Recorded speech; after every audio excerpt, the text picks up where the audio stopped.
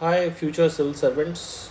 This is Civil's Guru IAS, and we are presenting you a small series of lectures on how to and what to read in CSET. Actually आपने कुछ दिन पहले एक series देखी होगी Kota factory, जहाँ पे जीतू सर बच्चों को समझाते हैं कि एग्ज़ाम के लिए पढ़ने से पहले एग्ज़ाम को पढ़ो. That means reading for the exam is good, but before that you must read the exam also. और ये बात हर कॉम्पिटिटिव एग्ज़ाम्स के लिए सही है, और स्पेशली जब आप यूपीएससी की प्रिपरेशन के लिए आ रहे हैं ना, तो it become more important because of its vast syllabus और जो नेचर ऑफ एग्ज़ामिनेशन है यहाँ पे, और सिविल सर्विसेज. दैट मीन्स कि आप एग्ज़ाम के बाद जो जॉब मिलने वाली है, इसलिए ये इम्पॉर्टेंट है कि आप ये जानें कि आपको सीसेट में पढ़ना क्या है, नहीं पढ़ना. बिकॉज 90% जो स्टूडेंट्स होते हैं वो यहीं पे लैग करते हैं. They know an number of books, वो 10 बुक्स पढ़ लेते हैं, सब कुछ पढ़ लेते हैं, बट उनको ये नहीं पता होता कहाँ पढ़ना है, क्या पढ़ना है. तो if you are reading the exam, you are reading the syllabus and you know what is asked in the exam, then you almost reduce 60 to 70% of your time, 60 to 70% of your work, which you can utilize in mains also for increasing your marks. So I think एक इस पे lecture इसलिए बनाना ज़रूरी हो गया क्योंकि बहुत से लोगों ने पूछा कि सर हम तो आर्ट बैकग्राउंड से हैं, और क्योंकि सी सेट में ऐसी मैथ्स आने लगी है तो हम कैसे तैयार करें. तो आई थिंक एक नो हाउ ज़रूरी है सी सेट के लिए. That's why civil Guru IAS team has decided that we should present small videos of letting the people know what they should read in the CSET, and of how many, I mean of what depth. That means you need not to be the master of math for CSET because 10th तक की maths आती है, but ये है कि उस 10th तक की मैथ्स में you must be very skilled. तो ऑन दैट लाइन ये वीडियो तैयार की है. आई होप ये हेल्प करेगी आप लोगों को. सो चलिए स्टार्ट करते हैं.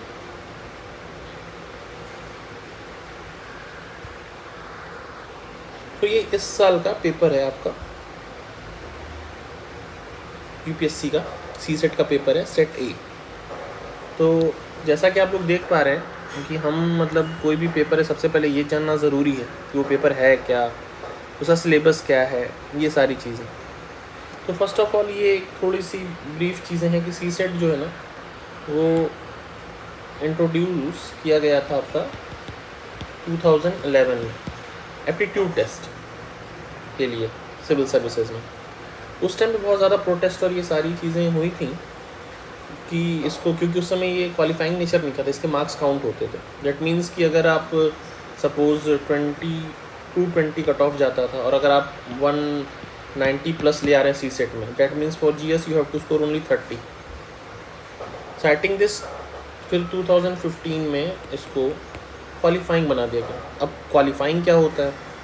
Qualifying is that means you have to get 33% marks. That out of 200 you should score 66% marks, 66 marks.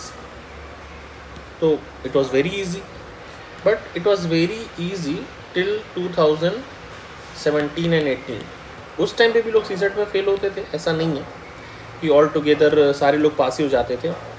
But with time ये देख रहे हैं हम लोग कि ये जो नंबर ऑफ स्टूडेंट्स है जो प्री में सीसेट में फेल हो जाते हैं या क्वालिफाई नहीं कर पाते हैं, ये इंक्रीज़ हो रहा है rapidly in the sense initially it was, अगर हम एक स्केल पे ऐसे करके लेंगे तो ये ऐसे बढ़ता जा रहा है, ऐसे ऐसे ऐसे ऐसे.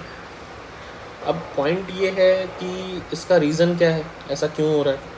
रीज़न बीइंग कि जो क्वेश्चन पेपर है इनिशियल टाइम पे वो थोड़ा सा ईजी आता था, तो लोग हाई स्कोर करते थे और वो प्रैक्टिस नहीं करते थे. प्रैक्टिस क्यों नहीं करते थे? रीज़न ये क्यों नहीं लगता था जिसे मैथ्स आती है वो छोड़ देता है कि नहीं चलो ठीक है हम तो कर लेंगे. और दूसरा ये कि जो आर्ट साइड के बैकग्राउंड के लोग थे उस समय क्वेश्चंस भी बहुत ज़्यादा टफ नहीं आते थे. बट 2020 और यू कैन से 90 ऑनवर्ड्स जो लेवल ऑफ क्वेश्चन है वो बहुत शार्पली इंक्रीज़ करा है, डिफ़िकल्टी लेवल. मतलब ऐसे आप कह सकते हो, एक सेकेंड. वो शार्पली इंक्रीज़ करा इस तरह से। तो इसीलिए जो नंबर ऑफ़ स्टूडेंट्स हैं सी सेट में वो ऐसे हो जाए। आई मीन इनफैक्ट बहुत सारे टॉपर्स ऐसे हैं जो जानने वाले हैं, जो हमारी टीम में हैं, वो सी सेट में क्वालिफाई नहीं कर पाए। इसका मतलब ये है कि आपको सी सेट के लिए अब एक अप्रोच चाहिए होगी, एक स्ट्रेटजी चाहिए होगी। आप ऐसे वैसे करके कोई भी पेपर नहीं है जो आप दे पाएंगे, ठीक है। तो अब सबसे बड़ी बात ये है कि how to guess what to read and what not to read, और कितनी डेप्थ तक पढ़ना है। तो आप किसी भी टॉपर को ले लीजिए, मतलब अगर आपको लेना है टीना डाबी हो या जुनैद अहमद, ये सारे लोग, मतलब जितने भी टॉपर्स हैं उनको सुना कीजिए। वो एक बड़ी अच्छी चीज़ कहते हैं कि syllabus and previous year question paper, these two things are very very important for the exam। But बहुत से लोग सिलेबस पढ़ तो लेते हैं, उसको समझते नहीं है। तो सिर्फ पढ़ना नहीं है, सिलेबस समझना भी है। प्रीवियस ईयर क्वेश्चंस को जो आपको देखना है कि उसमें आपको पेपर पूरा एनालाइज करना है। अब पेपर जब एनालाइज करते हैं तो आपको क्या पता चलता है कि सिलेबस के कौन से पार्ट से क्वेश्चंस आते हैं, उस क्वेश्चंस की डिफ़िकल्टी लेवल कितना होता है। तो आज हम इसी चीज़ पे बात करेंगे थ्रू पेपर। ये मेरे साइड में ये सेट ए पड़ा हुआ है, ये सी सेट 2022 का पेपर है।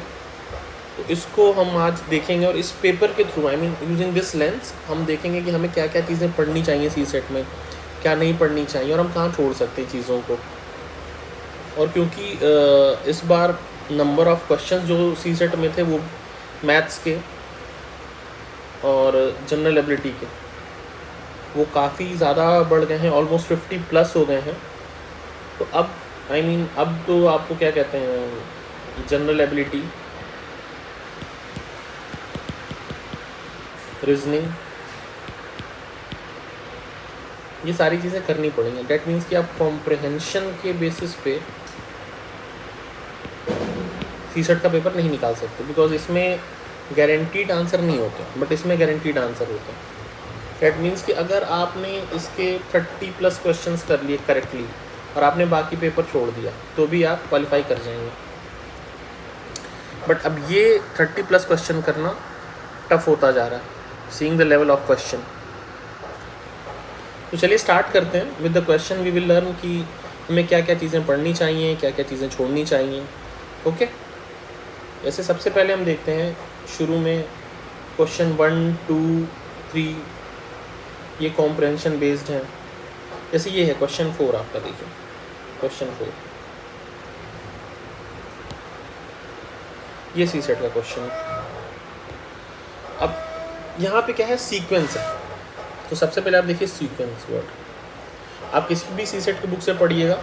अब इस क्वेश्चन से हमें क्या क्या इन्फॉर्मेशन मिल रही है ना, सिर्फ इसलिए नहीं कि आपको एग्जामिनेशन हॉल में रूल करना है इसको, इसलिए कि जब आप इसको आगे पढ़ेंगे, सपोज करिए आप टारगेट कर रहे हैं UPSC 2023, उसके लिए भी।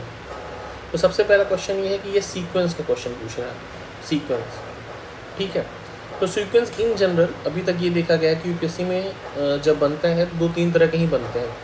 आइदर एडिशन होगा, माइनस होगा, subtraction will be there will be multiplication और देयर विल बी डिवीजन। ये 4 इन जनरल पूछा जाता है, अभी तक डेप्थ यही लेवल है।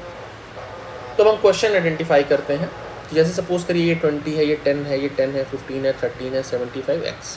अब आप इसमें प्लस करके देखिए, अगर आप इसमें प्लस करेंगे तो यहाँ से यहाँ के बीच का डिस्टेंस कितना है, 10। यहाँ से यहाँ के बीच का डिफरेंस है 0, यहाँ है 5, यहाँ है 15, यहाँ है 45। तो अब ये देख रहे हैं कि कोई एक कांस्टेंट नंबर ना तो ऐड हो रहा है, पहले ये डिक्रीज़ हुआ फिर इंक्रीज़ हुआ। तो इससे आप ये गेस कर सकते हैं कि ना तो ये प्लस का है ना तो ये माइनस का, ये कुछ और हो सकता है बट ये तो नहीं है, ठीक है। अब हम क्या करेंगे, अब पॉसिबिलिटी किसकी बनती है, मल्टीप्लिकेशन की या डिवीजन की। ये दोनों रिवर्सिबल हैं फंक्शंस हैं। तब जैसे इसको देखते हैं 2 × 10, ये इसका हाफ, इट मीन्स 20, 10, 10, 15, 30। तो इसमें हाफ मल्टीप्लाई करेंगे 10 आ जाएगा, इसमें 1 का मल्टीप्लिकेशन है 10 आ जाएगा, इसमें 3/2 का मल्टीप्लिकेशन है 15 आ जाएगा, इसमें 2 का मल्टीप्लिकेशन है 30 आ जाएगा। डेट मीन्स एक सीक्वेंस आपको मिल रहा है कि नंबर्स में कैसे मल्टीप्लिकेशन हो रहा है, 1/2 से, 1 से, 3/2 से, 2 से, ऐसे करके सो ऑन, फिर उसके बाद 2.5 से, फिर उसके बाद 3 से। तो अब 30 से आप देखेंगे कि 2.5 मल्टीप्लिकेशन करें तो 7.5 आ गया। डेट मीन्स कि अब 75 में अगर हम 3 का मल्टीप्लिकेशन कर दें तो हमें ये x मिल जाएगा। 75 × 3 इज 225। तो करेक्ट आंसर हो गया आपका ये। बट अब इससे सिर्फ आपको करेक्ट आंसर नहीं निकालना है, ये आपको फ्यूचर एग्जाम के लिए बता रहा है कि आपको सीक्वेंस का टॉपिक रीड करना है और उसमें इस लेवल तक जाना है, रीड करना है। उसमें भी ऐसा नहीं कि अगर वो 15-20 पन्ने का और एकदम डिटेल में जाके वो भी नहीं पढ़ना है आपको, वो टाइम टेकिंग होगा। तो इस क्वेश्चन से आपको ये चीज़ें करने को मिल रही हैं। नेक्स्ट हम देखते हैं, जैसे ये क्वेश्चन, इस क्वेश्चन को अगर आप पढ़ेंगे तो आपको मतलब बहुत टाइम लगेगा। तो as a pragmatic approach I would say कि अगर लास्ट में आपके पास टाइम बचता है तब इस क्वेश्चन को आप ट्राई करिएगा, अदरवाइज इस क्वेश्चन को मतलब छोड़ दीजिए। रीज़न में कि जितने में टाइम में आप ये क्वेश्चन करेंगे उतने टाइम में आप कहते हैं ना कि 2-3 और क्वेश्चंस कर सकते हैं, बट फिर भी रीज़न में कि हमने यहाँ पे उठाया तो इस क्वेश्चन को हम करना चाहेंगे। अब जैसे सपोज़ करिए मैं आपको इस क्वेश्चन को करके दिखा देता हूँ, ठीक है। ये क्या कह रहा है कि ये 7 डिजिट का नंबर है। सपोज़ करिए मान लेते हैं A है, B है, C है, D है, E है, F है। अब यहाँ पे सबसे पहली चीज़ क्या है, ये डिस्टिंक्ट डिजिट है ये सारे और डिविजिबल बाई 9, ठीक है। तो सबसे पहले तो एक चीज़ ये याद रखिए कि ये डिविजिबिलिटी रूल का यूज़ कर रहा है। डेट मीन्स कि आप जब इंटीजर्स या नंबर सिस्टम पढ़ेंगे तो वहाँ पे आपको ये डिविजिबिलिटी रूल ज़रूर पढ़ना है कि कोई नंबर अगर 2 से डिविजिबल है, 3 से, 4 से, तो उसकी कंडीशंस क्या क्या होती हैं। जैसे यहाँ पे क्या है, कह रहा है नंबर इज़ डिविजिबल बाई 9। तो डिविजिबल बाई 9 का रूल ये है कि जितने भी डिजिट्स होंगे सबका सम 9 से डिवाइड होना चाहिए। दैट मीन्स 1, 2, 4, 5, 7, 8, 9 सबका सम कर दीजिए। Number is 7, 5, 12, 7, 9, 36। 36 some is 36 and which is divisible by 9, 4। तो ये जो information number is divisible by 9 is खत्म, ठीक है, ये हो गया। चलिए अब नेक्स्ट क्या कह रहा है, after deleting the first digit from the right the resulting number is divisible by 6। That means कि अगर आप ये लास्ट वाला डिजिट सपोज करिए G है, इसको हटा देंगे तो ये नंबर 6 से डिविजिबल है। तो 6 से डिविजिबल है, इसका मतलब क्या हुआ, ये 2 से भी डिविजिबल होगा और 3 से भी डिविजिबल होगा। डैट मीन्स कि F की जगह पे क्या क्या पोजीशन नंबर्स आ सकते हैं, 2 आ सकता है, 4 आ सकता है, 8 आ सकता है। और ये जो सम ऑफ डिजिट्स है ये डिविजिबल होगा किससे, F तक ओनली, 3 से, क्योंकि 3 का डिविजिबिलिटी रूल यही है कि sum of digit should be divisible by 3। अब ये F तक सम ऑफ डिजिट करेंगे आप, वो 3 से डिविजिबल है, G तक 9 से डिविजिबल है। तो कौन सा ऐसा एक डिजिट है जिसको अगर आप हटा देते हैं इस सम में से तो भी वो डिविजिबल रहेगा 3 से, डेट मीन्स 9 ओनली। देखिए और कोई डिजिट आप हटाएंगे तो जो रिजल्टेंट सम रहेगा वो 3 से डिविजिबल नहीं होगा। डेट मीन्स एक चीज़ तो फिक्स हो गई कि ये 9 होगा, राइट। अब क्या कह रहा है, after deleting 2 digits from the right of the original number the resulting number is divisible by 5। ये 2 डिजिट्स आप डिलीट कर दीजिए, उसके बाद जो रिजल्टिंग नंबर है वो 5 से डिविजिबल होगा। तो 5 से डिविजिबिलिटी का एक रूल है कि जो लास्ट डिजिट होगा वो या तो 0 होगा या तो 5 होगा। अब यहाँ 0 है नहीं इसमें कहीं पे, तो हम इसका मतलब ये हुआ कि ये कौन सा होगा, ये 5 हो जाएगा, 5 फिक्स, ओके। फिर कह रहा है after deleting 3 digits from the right of the original number, that means EFG, if you delete EFG from the right of the number the resulting number is divisible by 4। अब 4 का divisibility rule क्या है, 4 का divisibility rule ये है कि जो last 2 digits हैं किसी नंबर के वो 4 से डिविजिबल होने चाहिए। तो अगर आप ये 3 डिजिट दैट मीन्स C और D पे जो नंबर होंगे वो क्या होंगे, डिविजिबल होने चाहिए 4 से। तभी ऐसा कौन सा कॉम्बिनेशन बनेगा, 1, 2, 2, 4, 2, 8 एंड देन 4, 8, 8, 4। राइट। फिर नेक्स्ट क्या कह रहा है, after deleting the 4 digit, that means D तक, 4 digits from the right of original number, the resulting number is divisible by 3, that means A B C का सम जो होगा वो 3 से डिविजिबल होगा, ए बी सी। ठीक है।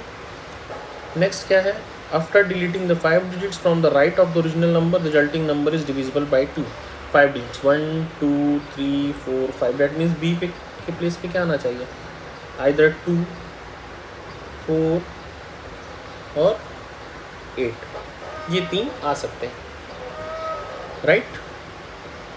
तो अब हम क्या करते हैं, इस विच of the following is a possible value, possible value पूछ रहा है, एग्जैक्ट नहीं पूछ रहा, ठीक है, पॉसिबल वैल्यू हो सकती है। तो अब हम इस कैटेगराइजेशन में देख रहे हैं कि क्या क्या चीज़ें हम रख के देख सकते हैं, नंबर हम ट्राई करते हैं।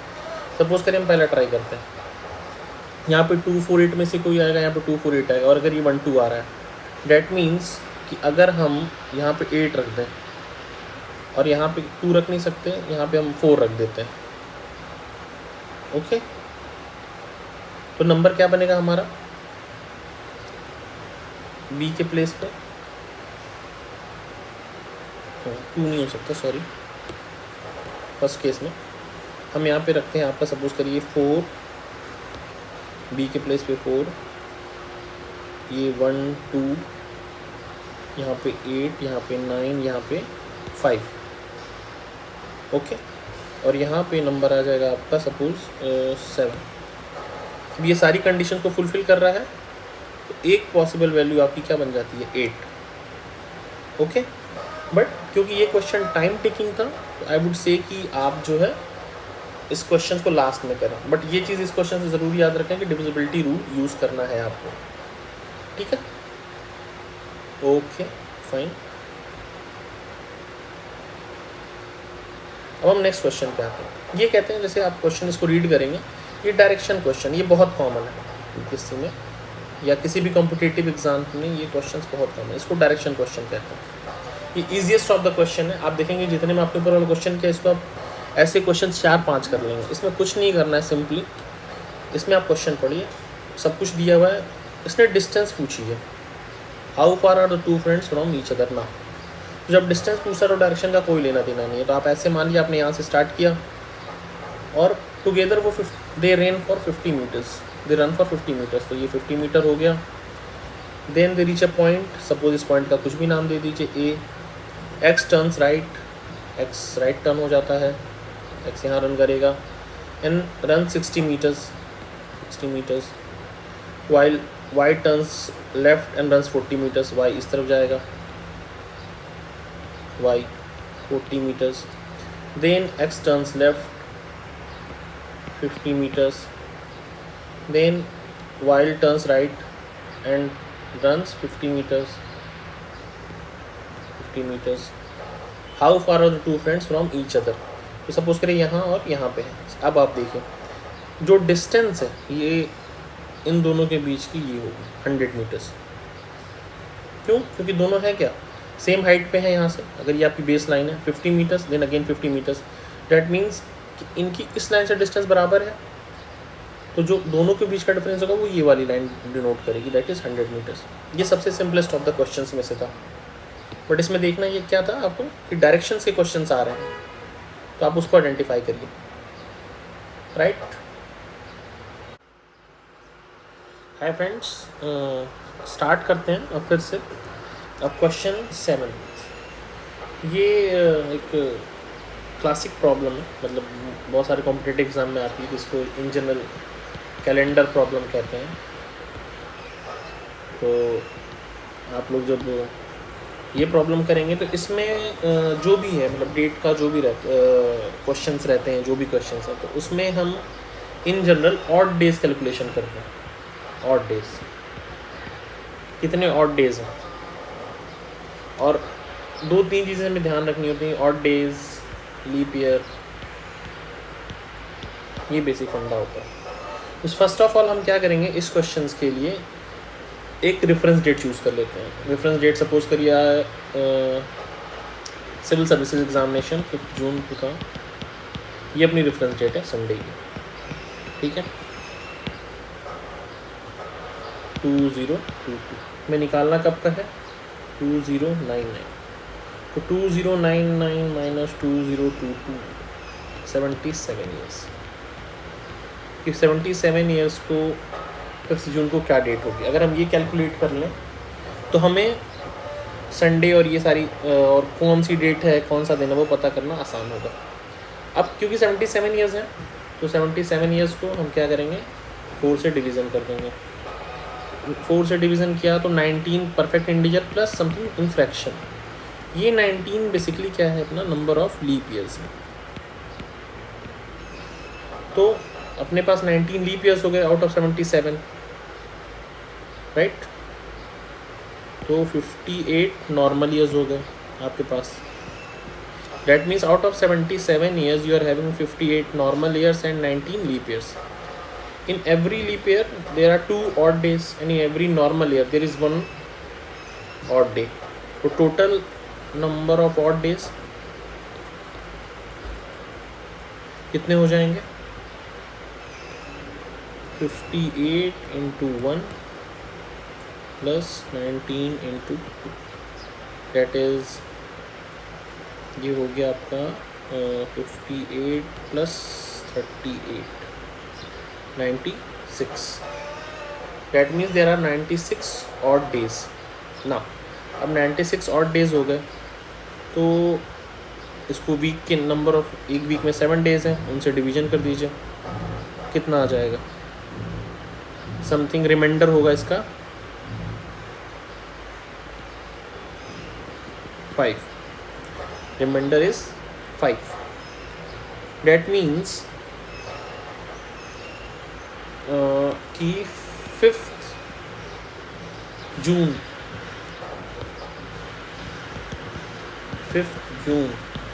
2099 को संडे प्लस 5 ये डे होगा। That means Friday,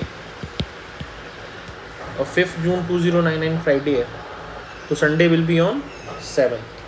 correct answer हो जाएगा आपका 7। तो ये क्वेश्चन अगर आपको पता है तो आप कर पाएंगे, नहीं पता है तो नहीं कर पाएंगे, बिकॉज ऐसे लेंथ आप नहीं निकाल सकते। डैट मीन्स कि जब आप प्रिपरेशन करेंगे तो आप लीप ईयर कैलेंडर वाला पार्ट भी देखेंगे, आपको कैलेंडर वाले क्वेश्चंस भी देखने हैं, और ये बहुत कॉमन क्वेश्चंस हैं कॉम्पिटिटिव एग्जाम्स के। नेक्स्ट क्वेश्चन हम देखते हैं, ये है आपका 8th। देखिए कॉन्टिन्यूसली सी सेट के क्वेश्चन आते चले जा रहे हैं। ये कह रहा है टोटल बिल का amount, there is a bill of ₹1840 to be paid in denominations of 50, 20, 10। 50 notes in all are used. Consider the following statements. अब इस सिचुएशंस में ये स्टेटमेंट्स हैं, यू हैव टू से कौन सी स्टेटमेंट्स इसमें से करेक्ट है कौन सी नहीं करेक्ट है।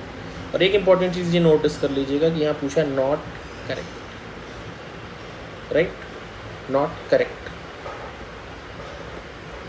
तो हम सिचुएशंस देखते हैं। सपोज करते हैं कि 50 के डिनोमिनेशन के ए, 20 के डिनोमिनेशन के बी एंड 10 के डिनोमिनेशन के सी ये नोट्स यूज हुए। दैट मीन्स कि अगर हम सिचुएशन निकालें 50 into a plus 20 into b plus 10 into c, ये टोटल सम होना चाहिए 1840। अब हम स्टेटमेंट 1 देखते हैं। Statement 1 is 25 notes of ₹50 are used and the remaining are in the denominations of 20 and 10. That means अगर 25 नोट्स यूज़ हो रहे हैं 50 के, this is total equals to 1250 rupees. Remaining amount कितना है आपके पास फिर?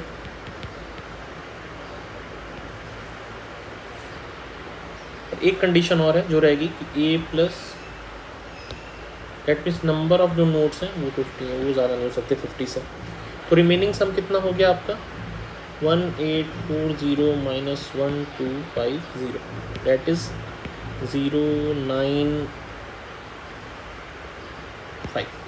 590 rupees you have to use. और नंबर ऑफ नोट्स आपके पास कितने हैं? You have already use 25, total 50 होना चाहिए। That means number of notes आप अभी और यूज़ कर सकते हैं 25।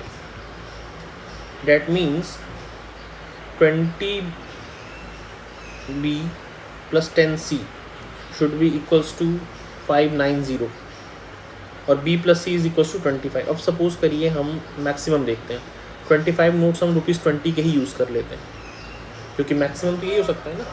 तो 25 into 20 will be 500। That means कि अगर हम 25 नोट्स ऑल टुगेदर 20 के भी यूज़ कर लें, we are much less than this whole sum. तो ये स्टेटमेंट क्या हो गई? इनकरेक्ट। इनकरेक्ट। ओके। सिमिलरली आप देखेंगे सेकंड स्टेटमेंट जो है, 35 notes of 20 is used, total sum is 700, remaining is, statement one को इंटर कर देते हैं, रिमेनिंग इज 840 माइनस 700 इज 1140। अब A plus C should be how much? 15। Suppose A की वैल्यू 15 रख देते हैं, that means number of notes of ₹50। 50 into 50 is 750। In fact अगर हम जो सबसे बड़ी नोट है ₹50 की, उसको भी टोटल ले लें तो भी नहीं पहुंच सकते। डैट मीन्स स्टेटमेंट 2 भी क्या है? इनकरेक्ट है। स्टेटमेंट 2 भी इनकरेक्ट है। अब हम आते हैं आपका स्टेटमेंट 3 पे।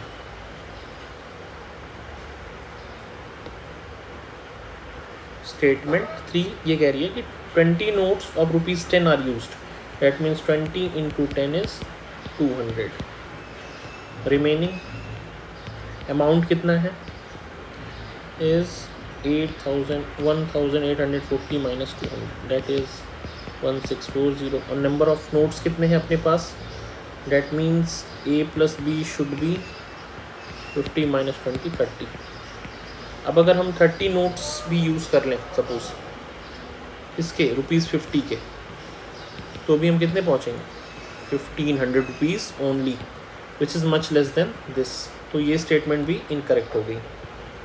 अब क्वेश्चन देखिए, which of the statements are incorrect? Incorrect answer is this. ये क्वेश्चन बेसिकली जनरल एबिलिटी का question, that is general ability, common sense question. इसको आप मिसलिनियस में कैटेगराइज कर सकते हैं। ये जनरल एबिलिटी प्रैक्टिकल टर्म्स के क्वेश्चन हैं।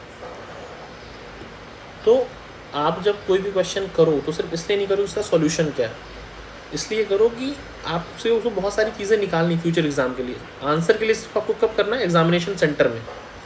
बट प्रिपरेशन के टाइम पे जब आप क्वेश्चन कर रहे हो, या जो फ्यूचर में लोग इसको करेंगे जिनको 2023, 24 या ऐसे देना हुआ है, दे मस्ट नो कि हाँ हमें कहाँ तक पढ़ना है। अब जैसे 9th का एक क्वेश्चन है, 9th क्वेश्चन देखते हैं हम। ये बहुत ही अच्छा क्वेश्चन है, मतलब अच्छा question in the sense it's pure guess question है। No sorry, not pure guess, basically you need not to calculate kind of question. That means कि आप देख के ये आंसर कर सकते हो इसको। अब सपोज करिए हम क्या करते हैं, ये 4 ऑप्शंस दे रखे हैं, it is asking which is the smallest, which is the smallest question. अब इसके ऑप्शंस को आप देखिए, 4 की पावर 18, इसको हम क्या लिख सकते हैं? 2 की पावर 18, दैट मीन्स 2 की पावर 36। 8 की इज इक्विवेलेंट टू 2 की पावर 3, 12, दैट मीन्स 2 की पावर 36। अब 2 की पावर 40, 2 की पावर 36, 2 की power 36, there will be only one answer, there can't be 2 answers. ये तो नहीं हो सकता, रीज़न बिंग कि 236 हैं दोनों, which is smaller than option A, और ये दोनों नहीं हो सकते, ये खत्म। तो ये आंसर हो जाएगा 3 की पावर 21। बट इस क्वेश्चन में आंसर आपका आ गया, बट आपको क्या देखना है इसमें कि ये क्वेश्चन क्या है कि स्मॉलर और लार्जर टाइप के भी क्वेश्चन आ रहे हैं। ये क्वेश्चन कि स्मॉलर कौन सा है, लार्जर कौन सा है, नंबर सिस्टम का ये क्वेश्चन है पावर में। तो आप क्या करिए, 2 चीज़ों को, इन जनरल होता क्या है कि 2 की पावर समथिंग 3 की पावर समथिंग में टूटेगा और उसका कंपैरिजन रहता है। तो ये क्वेश्चन इन जनरल मैथ में जब करते हैं तो हम लॉग से करते हैं। तो log 2 और log 3 की वैल्यू, बस इतना ही आपको याद रखना है। और log को कैसे यूज़ करना है, जब आप इस क्वेश्चन में, जैसे अगर मुझे कंपेयर करना है सपोज करिए फर्स्ट 2 को, तो मैं क्या करता हूँ, log 2 की पावर 40 और log 3 की पावर 21 ये ले लेता। log 2 की पावर 40 दैट इज़ 40 log 2, और यहाँ पे 21 log 3। अब यहाँ पे मैं इसको मल्टीप्लाई कर देता हूँ log 2 की वैल्यू से, which is something I am not so sure, suppose कुछ भी है, तो वो जो वैल्यू आएगी, अगर वो वैल्यू बड़ी है तो ये नंबर बड़ा होगा, और अगर वो वैल्यू छोटी है तो वो नंबर छोटा होगा। तो आप क्या करिए, log 2 और log 3 की वैल्यू रिमेंबर रखिए इस क्वेश्चंस के लिए, ऐसे टाइप के क्वेश्चंस के लिए, log 2 log 3। ओके,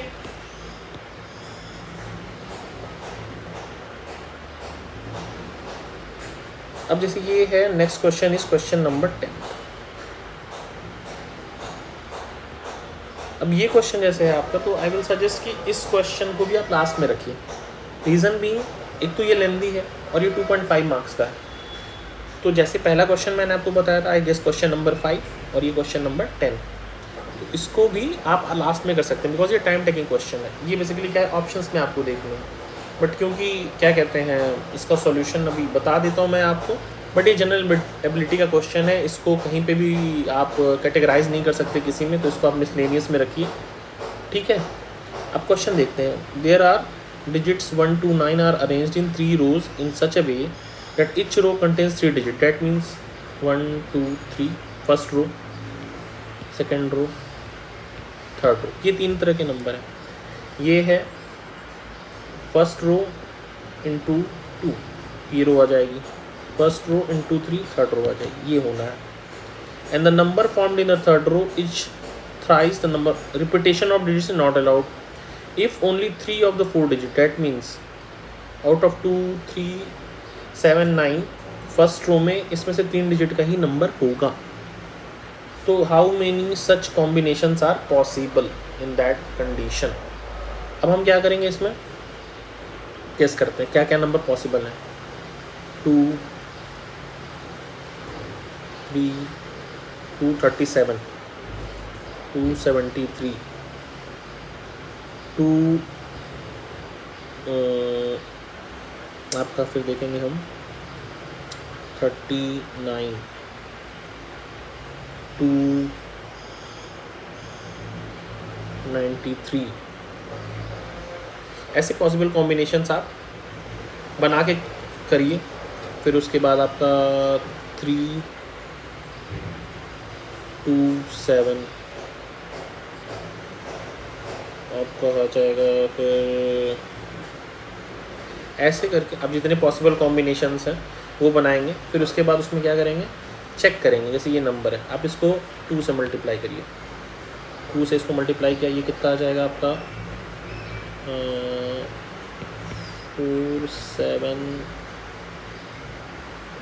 474। अब सिंस कि यहाँ पे रिपीटेशन है 4 और 4 का, तो ये नंबर नहीं होगा। हम अब क्या करते हैं, इसमें 2 से मल्टीप्लाई करते हैं, ये आ जाएगा आपका 6, 2 7 4 1 546। 3 से मल्टीप्लाई करके इस नंबर में देखते हैं कितना आ जाएगा, 9 1 2 8 1 9, डेट मीन्स 273। देखिए रिपीटेशन भी नहीं है नंबर में, तो ये एक पॉसिबल कॉम्बिनेशन है। ऐसे ही करके आप जितने पॉसिबल कॉम्बिनेशन हैं उनको चेक करेंगे और ये आंसर मिलेगा। इसलिए ये क्वेश्चन लेंदी है, तो आप जो है इस क्वेश्चंस को ऐसे ही करेंगे।